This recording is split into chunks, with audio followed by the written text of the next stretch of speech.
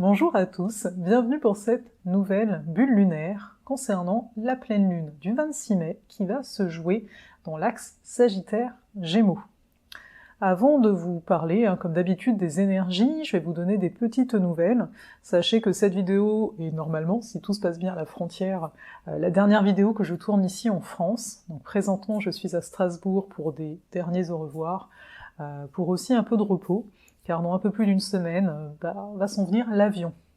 Alors je vous avoue que j'ai vu vos commentaires sur les dernières vidéos, et je n'ai pas eu l'énergie tout simplement d'y répondre, car j'aime pas faire ça, même si c'est juste pour vous dire merci, j'aime pas faire ça rapidement.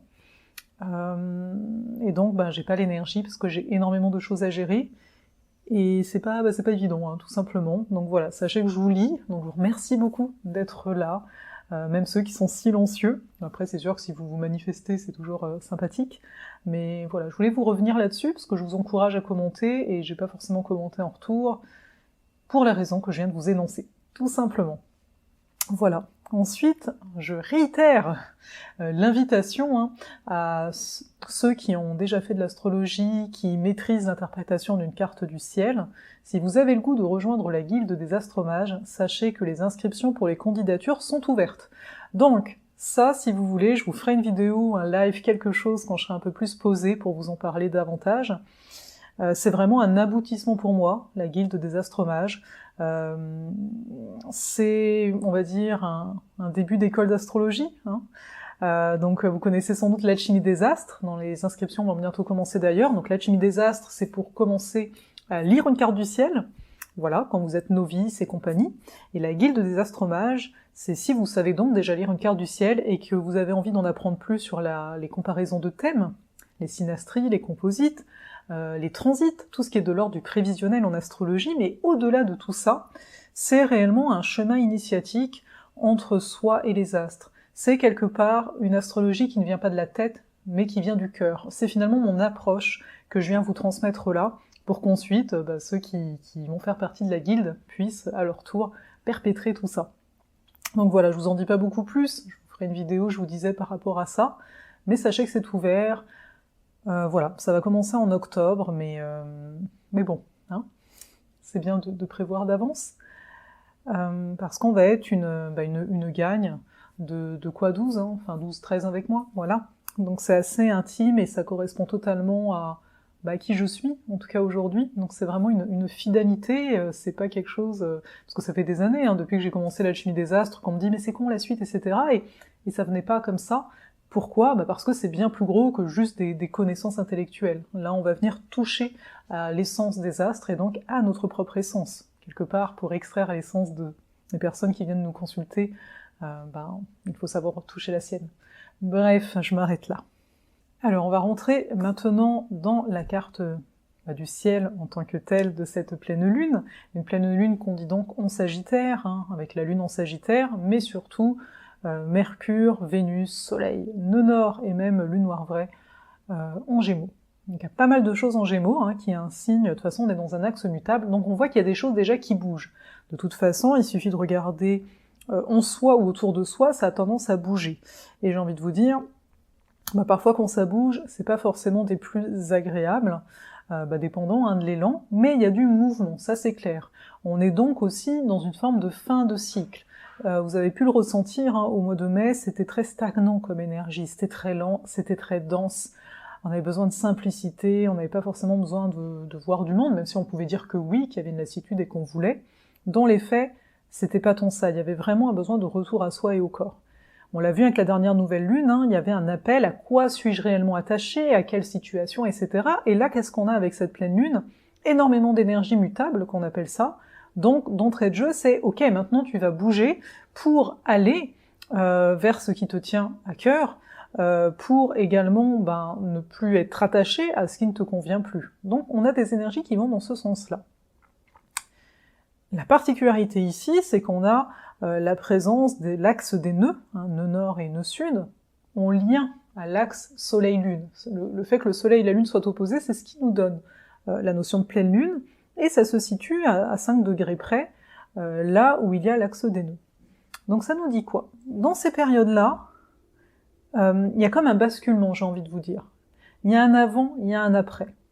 Pour ceux qui sont assez sensibles, pour rappel, lors de la dernière nouvelle lune, on avait la lune noire sur le soleil et la lune. C'est-à-dire que ça nous a donné une lucidité sur le matérialisme, sur la consommation et la surconsommation, sur notre façon de nous attacher à certaines valeurs, à nous attacher à certaines croyances aussi. Parce que là, la lune en Sagittaire, elle nous parle de nos croyances, elle nous parle de notre croyance par rapport à qu'est-ce que la liberté, également nos croyances par rapport au groupe, qu'est-ce que je dois faire ou pas pour être légitimé par un groupe, mais également avec notre aspect sauvage. À quel point suis-je sauvage ou conventionnel? Il y a un peu ces questionnements-là qui peuvent se présenter. Et le fait qu'elle soit en lien au nœud sud, ça nous indique qu'il y a, qu'on va se rendre compte, quelque part, que certains de nos besoins de liberté, d'exploration ou d'appartenance à un groupe ici, eh bien, ça fait sans doute partie du passé. C'est-à-dire que on est apte, on va revenir après avec ce qui est en Gémeaux, à remettre en question ce qui nous est proposé. Donc remettre en question ce qui nous est proposé par rapport aux expériences que la vie nous apporte. Le soleil est conjoint au nœud nord, donc c'est de dire hey, crée tes propres expériences par rapport à toi-même, sois ton propre rayonnement. Oui, mais avec la lune en Sagittaire, on a un besoin d'appartenance, on a un besoin de liberté, on a un besoin d'avoir notre opinion. Alors, ça ne veut pas dire de ne plus en avoir, vous vous en doutez bien, mais c'est, ici on voit, Jupiter, il vient de rentrer en Poisson il n'y a pas si longtemps, c'est de voir que comment dire, vous savez, souvent on a des croyances et on pense que c'est comme ça. Et en fait, là, la vie va commencer à nous apprendre qu'il y a un contexte, et le contexte est important. C'est-à-dire que, peut-être que tu as une valeur forte de la loyauté par rapport à ton entreprise. Jamais de la vie, tu ne quitterais ton entreprise parce que pour toi, c'est important d'être loyal, etc. Tu vois, bon, t'as le salaire que t'as les vacances que t'as, etc. Mais là, par exemple, actuellement, malgré cette loyauté, vu le contexte, vu aussi, on a fait tout un travail les derniers mois de revenir à soi, de voir qu'est-ce que moi je veux, etc. Là, il pourrait y avoir une possibilité de dire, ma croyance que la loyauté doit être la chose la plus forte au monde par rapport à mon entreprise, eh bien là, ça ne marche plus. Et de bien comprendre que ça ne marche plus, non par égoïsme, quelque part on pourrait me dire, si quand même, une partie, oui, mais parce qu'il faut voir qu'en étant cet égoïsme, on ouvre des portes qui sont au-delà de nous. C'est-à-dire que, vous savez, c'est comme quand vous allez voir un thérapeute qui vous fait un soin énergétique, c'est pas, l'effet va peut-être se voir dans 10 ans, le réel effet. Ce n'est pas quantifiable sur l'instant en mode je veux des preuves que ce choix que je fais aujourd'hui me donne quelque chose. Donc c'est de sortir de ce genre de relation qu'on peut avoir par rapport à la vie. Souvent, la vie, on va lui demander des preuves. On va être en mode, avant de faire ça, je vais être sûr que, je vais être sûr du résultat. Avant de m'engager avec toi, je vais être sûr que ça va durer toute la vie, par exemple. Là, actuellement, ça fait déjà un moment, mais là, au niveau de la carte, je vous le nomme comme ça nous dit, mais d'arrêter ces affaires-là. D'arrêter de vouloir être dans une forme de contrôle, qui est ici une intransigeance mentale. Cette intransigeance peut être une affirmation d'opinion, mais là, vu que c'est la Lune qui est face à toutes les planètes en Gémeaux, le Gémeaux, en fait, a cette capacité d'adaptabilité qui ne veut pas dire pour autant qu'il se laisse écraser. C'est juste qu'il se permet d'expérimenter avant de se faire un avis. Tandis que dans l'énergie sagittarienne, on est plus dans « je sais tout de base », théoriquement c'est comme ça, par conséquent ça va être comme ça. Et d'où le fait que je vous disais, avec ce Jupiter en Poisson, ça nous dit « non, ça dépend vraiment du contexte ». Donc encore une fois, arrêtons de vouloir quelque part ne pas prendre de risques, de vouloir tout contrôler, mais ayons un peu plus confiance en la vie. Donc il y a une indication de ce type-là dans cette carte.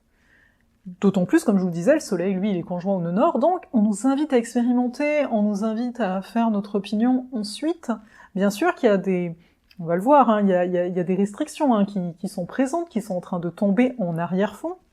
Neptune carré Mercure, on ne nous dit pas tout, on pourrait dire ça comme ça, et quand je vous dis ça, je parle pas que des autorités extérieures, je parle aussi, nous, par rapport à nous-mêmes.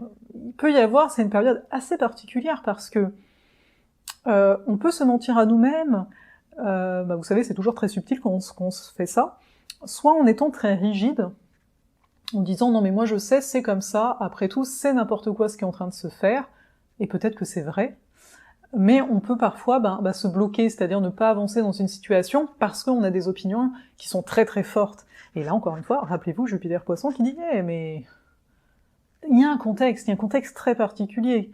Jupiter en Poisson, il va y rester jusqu'au 31 juillet prochain, donc on est dans une grande période où on nous invite à amener pas mal de compassion et de bienveillance envers nous.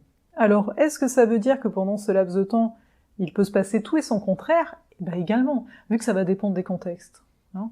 Alors bien sûr, il y a des lois, il y a des choses qui sont posées, et par rapport à ça, on va le voir après, c'est l'opposition Mars-Pluton qui peut dégommer pas mal d'affaires. Enfin, c'est une opposition, donc il va y avoir besoin d'encore un peu de temps. Mais déjà, de base, voyez ça. Là, cette pleine lune, si je pourrais dire ça, c'est... Tout dépend du contexte. Donc, c'est une pleine lune qui nous rappelle à quel point nous ne savons rien. Il y a un monde nouveau qui va s'amorcer, peut-être davantage en 2026, on aura la conjonction Neptune-Saturne en début Bélier. Donc là, on est comme dans un monde un petit peu à l'agonie, et le tout, on l'a vu avec la nouvelle lune en Taureau juste avant, le tout est de ne pas avoir peur de la mort, de ne pas avoir peur des choses qui peuvent disparaître et compagnie. Mais donc là, présentement, on nous dit, tu ne sais rien. Pars de ce principe-là, ce sera plus facile pour toi. Alors bien sûr, avec toutes les planètes en Gémeaux, on pourrait me dire, mais alors attention, avec toutes ces planètes en Gémeaux, je vais me faire influencer. Ben non, parce que tu entends ce qu'on est en train de se dire là, donc non, justement. C'est-à-dire, expérimente, en écoutant ton cœur, on a une Vénus Gémeaux toujours, elle est conjointe à Mercure, donc ça nous dit bien ici le fait que ce qu'on pense, on peut le vibrer, donc si on le vibre, on l'attracte, c'est la base de l'attraction, etc. Mais de bien voir, d'avoir une souplesse. Être souple ne veut pas dire se faire écraser. Toutefois, on a donc ici le carré Mercure-Neptune et Vénus-Neptune. Donc ça veut dire quoi?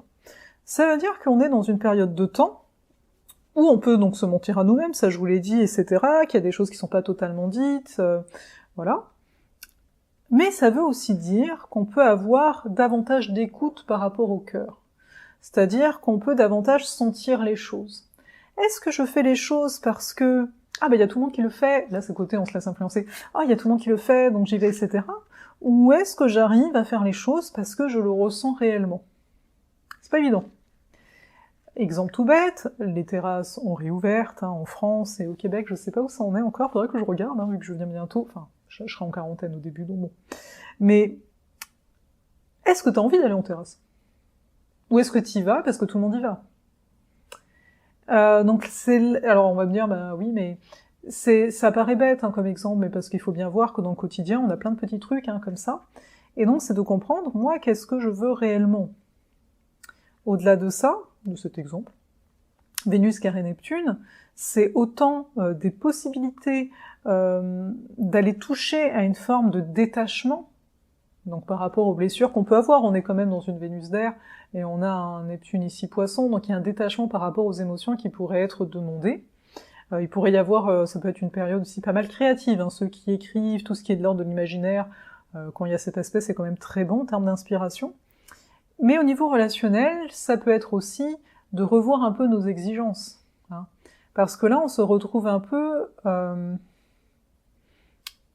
pour une personne qui aurait une problématique d'engagement, quelqu'un qui serait plus du côté aérien, qui dirait ah non, mais moi j'ai besoin de liberté au niveau de mes amours, etc.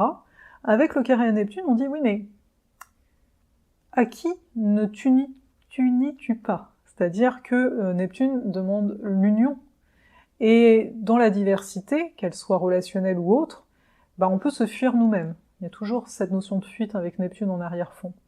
Donc c'est de voir, mais à force d'idéaliser une relation, à force de vouloir peut-être des choses, sans plus les nommer, en partant du principe qu'une relation doit être d'une certaine façon, et en ne nommant pas ce qu'on veut réellement, à quel point je me mens à moi-même, et de dire, regarde, l'autre n'accepterait jamais ça, est-ce que tu lui as demandé? Ou encore, en fait, je veux ça, mais en fait, tu veux ça, mais parce que c'est une ancienne croyance, encore une fois, lune conjoint nœud sud. Tu penses que ça doit être comme ça, alors que dans les faits, tu vois que ça se passe très bien, mais tu veux imposer, de façon un peu intransigeante, par rapport à ton toi du passé, des choses qui n'ont plus lieu d'être. Donc, le carré Vénus-Neptune nous rappelle toujours d'être au plus clair avec ce qu'on ressent. Voilà. Pourquoi? Avec ce qu'on ressent. C'est-à-dire aussi de voir les attentes qu'on peut avoir. Sinon quoi? Sinon, il y aura de la déception, bien sûr. C'est une période où, voilà, on va dire, et quand je vous parle de sentimental, ça peut être aussi avec des amis, etc. Nommez vos attentes, partez pas du principe que l'autre, il est censé tout savoir. Parce qu'avec une lune au Sagittaire qui dit, non mais moi j'ai mes opinions, c'est comme ça, et si l'autre il veut pas se plier, ça marche pas, oui, on ira nulle part. Voilà. Alors même que, Vénus conjoint Mercure nous dit tu peux nommer plus facilement tes sentiments, tu peux nommer plus facilement ce que tu veux, mais pour certains c'est encore flou réellement ce qu'ils veulent. Ce qui fait que, hop, qu'est-ce qu'on fait mécaniquement? On va prendre nos anciens fonctionnements, on va s'appuyer sur des croyances qui sont des besoins, donc qui sont liés à une peur, qui ne sont plus d'actualité. Voilà. Ensuite, quand même très important, nous avons Saturne. Saturne, lui, il soutient le nœud nord actuellement, toujours, en termes de degrés, il soutient le nœud nord, donc en fait, le fait d'expérimenter, de s'ouvrir, d'être dans une forme d'ouverture du cœur, ça nous permet de construire un monde qui sera là plus tard, vous l'avez compris, mais ce Saturne Verseau, il nous dit bien, collectivement, on a besoin d'explorer de nouvelles façons de vivre ensemble, tout simplement. Mars qui lui est toujours en Cancer, il s'oppose à Pluton, et cette opposition, et va être plus forte dans les prochains jours et semaines. Là, on a 6 degrés d'écart, mais ça commence. Un Mars qui soutient Neptune, c'est-à-dire qui soutient justement notre bienveillance, notre envie d'être dans quelque chose de plus doux, quelque part. Mais l'opposition à Pluton marque aussi une certaine... une certaine violence. Il y a de la violence en arrière-fond. Notamment en lien, vous voyez, le Mars, il est en Cancer, le Cancer va nous parler de notre vulnérabilité, de nos émotions, on a Mars Cancer, on peut être un peu, si on touche à, justement, la Lune, elle est où en Sagittaire, donc si on touche à nos opinions, on peut commencer à réagir par rapport à ça, et Pluton est toujours en Capricorne, représentation quelque part de la société, de la sorte de contrôle, etc. Donc là, Mars, il se met face à Pluton. Donc c'est un peu la confrontation du je veux avancer, je veux agir à ma guise, je veux penser qu'à moi, et Pluton en face qui dit mais tu vois bien que ce qui est en train de se passer ici, là sur Terre, ça va au-delà de simplement ta vie à toi. Donc c'est comment finalement agir pour nos idéaux propres, comment agir pour nous-mêmes, tout en faisant avec les grosses transformations qu'est en train de vivre la société qu'on connaît. Et c'est pas évident. Et intérieurement, pour certains, donc ça peut être des réactions assez brusques, qui viennent entre guillemets de nulle part. Pluton ici, il soutient la lune noire, donc on est encore dans un procédé de gros lavage intérieur, notamment au niveau du rapport à notre corps. Faut bien voir, tout le monde n'y est pas confronté, mais certains, notamment dans les corps médicaux, etc., les infirmières, ils sont confrontés très régulièrement, l'imposition de tests à tout va, et ça vient toucher quand même le corps, qui est à la base, en taureau, là on a un Uranus taureau qui dit mais ton corps t'appartient. Oui, mais là non, t'as déjà l'état quelque part qui va t'imposer, on est fait pour la structure, on est fait pour la sécurité, etc., et c'est pour ça le Mars en Cancer qui est trigone à Neptune, c'est ok, je sais qu'on fait tout ça pour un bien qui est plus grand que moi, qui est collectif, pour l'instant ça passe encore, mais à un moment ça ne passera plus parce qu'il pourrait y avoir des abus, Mars opposé Pluton, il y a une notion d'abus, surtout que un peu plus tard, alors je sais pas exactement la date parce que la Mercure recule, mais à un moment il y a Mercure aussi qui va s'opposer à Pluton, donc il y aura la notion un peu plus de manipulation en arrière-fond, de choses qu'on nous dit ou de choses qu'on ne nous a pas dit qui vont ressortir, et ça va être un peu plus tard pour l'été et compagnie, peut-être même qu'à la rentrée, allez savoir. Mais voilà, pour cette carte, je pense qu'on est bon.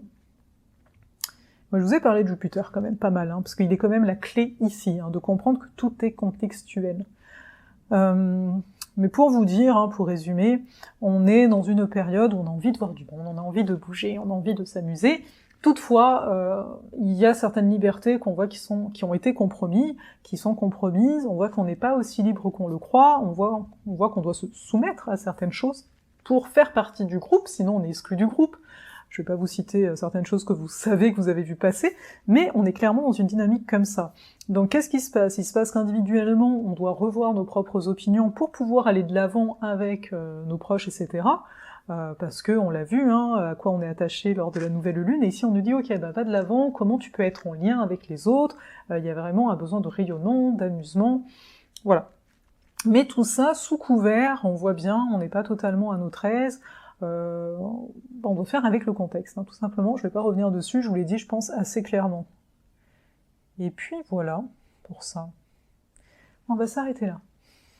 Donc j'étais très heureuse de passer ce moment avec vous, et je le serai encore plus quand je serai de l'autre côté du Québec, de l'océan, pour être au Québec. Parce que voilà, parce que j'aimerais faire des directs et tout ça, comme je vous le disais, et là, bon, il reste plus grand chose, vous allez me dire, mais tout de même, c'est assez intense, et des fois je me dis, mais en arrivant de l'autre côté, je pense qu'il y aura tellement un relâchement, que peut-être que on va plus me voir. Je plaisante. Voilà. N'hésitez pas à rejoindre l'infolettre, n'hésitez pas à aimer la vidéo, à la partager, à commenter, même si vous avez compris, c'est un peu dur pour moi, là, d'avoir l'énergie, vraiment. Ouais, pour l'infolettre, ce serait vraiment chouette que vous veniez. Là, j'ai vraiment décéléré au niveau de l'écriture et compagnie. Encore une fois, c'est une écologie d'énergie, hein. La nouvelle lune en taureau, hein, j'ai appris la chose. Et puis voilà. Hein. Et puis là, bien sûr, s'il y en a qui ont des déplacements, il y a plus de déplacements. Hein. Vu que tout ce qui est en Gémeaux, je l'ai pas dit, mais il y a plus de déplacements. Et voilà, moi-même, je suis dedans, donc on verra bien ce que ça donne. Allez, je vous dis à bientôt, prenez soin de vous.